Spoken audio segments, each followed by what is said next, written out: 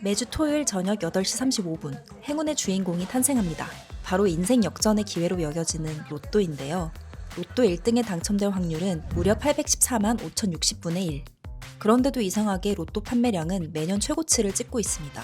2024년엔 무려 6조 원어치가 팔렸는데요. 이건 국민 한 사람당 평균 12만 원씩 로또를 산 셈입니다. 로또는 왜 팔리고 어떻게 돌아가고 우리는 왜 계속 사는 걸까요? 서울 노원구에 가면 평일에도 줄이 길게 늘어져 있는 복권 가게가 있습니다. 소문난 로또 명당이죠. 자주는 아니고 일주일에 한 번 정도? 일주일에 한두 번? 자주 가끔이에요. 네, 많이 아니에요. 여기 근처에 사는데 명당이라고 알려져가지고 여기 당첨이 많아서 궁금하니까 찾아왔어요. 네 장이요.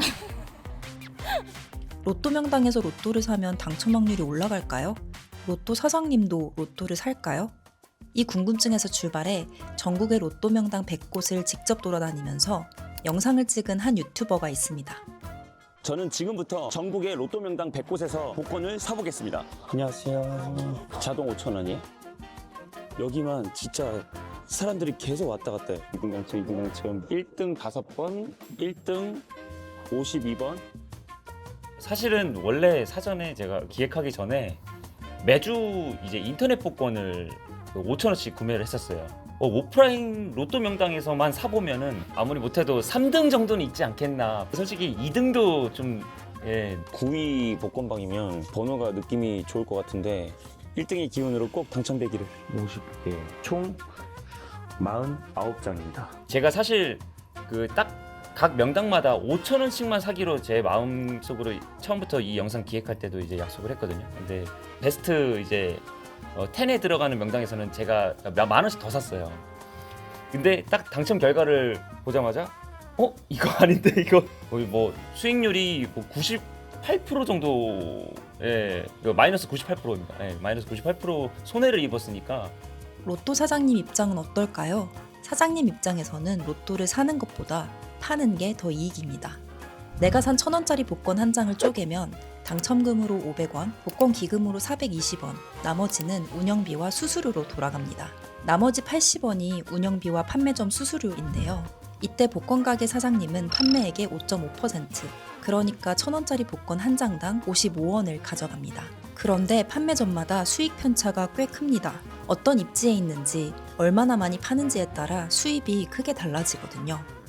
즉, 사장님 입장에서는 본인이 로또 1등이 되는 것보다 복권 당첨자를 많이 배출시키는 것이 확률적으로는 더 이득이라는 것이죠. 복권 명당도 결국 확률인데요. 명당이라서 1등이 자주 나오는 게 아니라 많이 팔리니까 당첨자가 많이 나오는 구조인 것이죠. 중요한 건 내 손에 든 한 장의 확률은 814만 분의 1로 어디서 사든 완전히 똑같다는 것입니다. 814만 분의 1을 좀 더 실감나게 설명해 보겠습니다. 우선 우리가 길을 가다 벼락을 맞을 확률은 약 28만 분의 1입니다. 로또 1등은 그것보다 29배 더 어려운데요. 50년 동안 매주 10장씩 산다고 가정하면 당첨 확률은 0.32%가 됩니다. 만약 복권을 1억 원어치 산다면요? 이 정도 사면 확률이 확 올라가겠지 싶지만 1억 원어치 복권을 사도 1등 당첨 확률은 겨우 1%에 그칩니다. 그렇다면 우리는 왜 이 낮은 확률에 계속 베팅을 하는 걸까요? 그 행동경제학적인 것으로 좀 설명할 수가 있는데요. 그 프로스펙트 티어리라고 전망 이론이라고 하고요.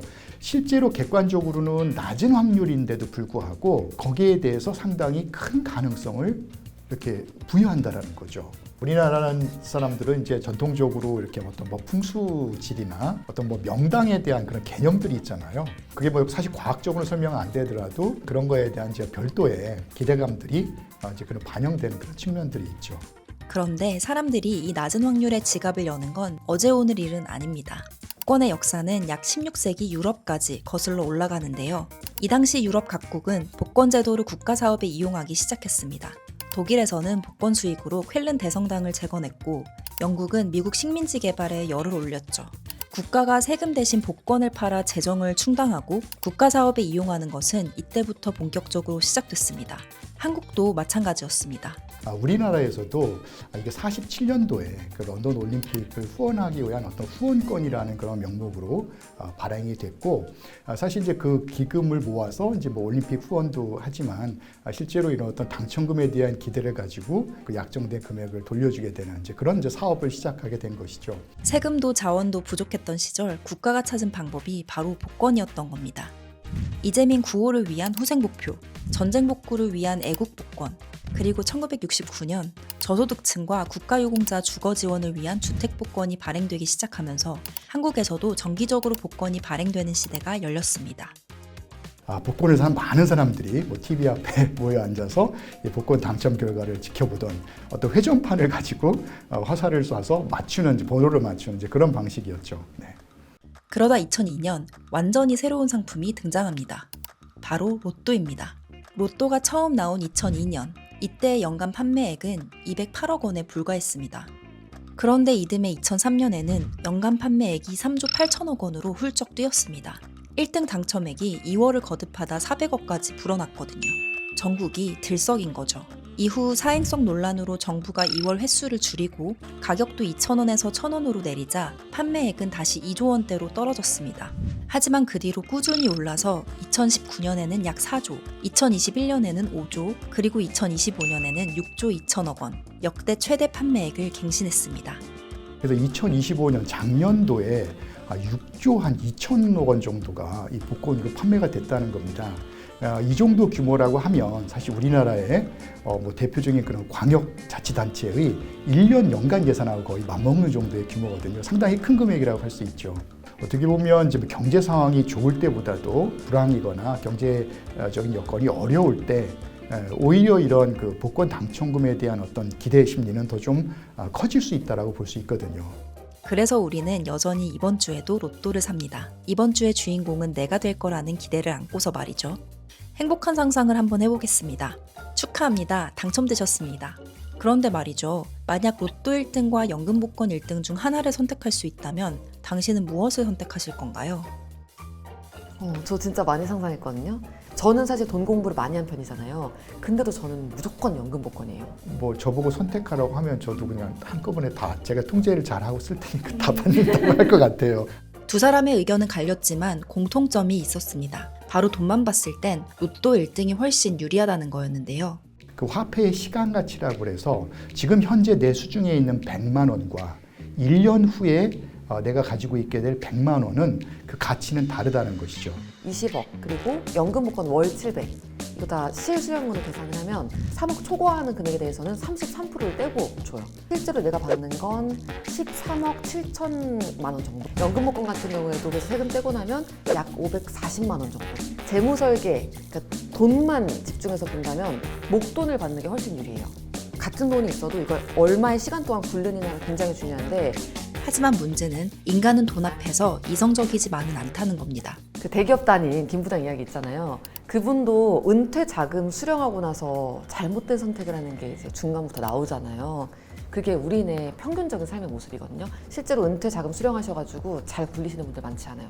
그동안 작은 돈도 큰 돈도 관리를 잘 해본 적이 없기 때문에. 재무 설계는 인간이 돈을 관리하는 거거든요. 인간만 봤을 때는 안정적인 거 좋아하시고 돈 내가 다루는 게 약간 익숙하지 않다 하시는 분들은 완전 그 현금 흐름 쪽으로 가시고, 목돈은 다양한 자산에 분산 투자한다는 거에 대해서 이해하고 있는 분들, 비상금을 어느 정도 빼놓고 그 다음에 이거 가지고 포트폴리오를 굴려라라고 말씀을 드리는데, 이거는 굉장히 이상적인 거고요. 실제로 로또잖아요. 그래서 로또 당첨되고 나서는 그 당첨 직후부터 한 제가 봤을 땐 6개월 정도까지는 아무것도 하지 마. 기다려. 제발 그거 가지고 뭔가 할 수 있다는 생각을 버려. 나를 믿지 말고 예금에 그냥 박아놔요. 앞으로 향후 한 단기적으로 1년 동안, 좀 중기적으로는 3에서 5년 동안, 장기적으로는 이거 어떻게 써야 잘 쓸 수 있을까라는 시나리오를 열심히 굴려야 되거든요. 중요한 것은 그 복권 당첨금, 그 큰 돈을 어떻게 좀 계획적으로 유용하게 쓰느냐 하는 이제 그것은 이제 늘 중요한 과제로 남게 되는 것이죠. 로또는 재테크가 아닙니다. 1억 천금을 기대하기엔 너무 낮은 확률이기도 하죠.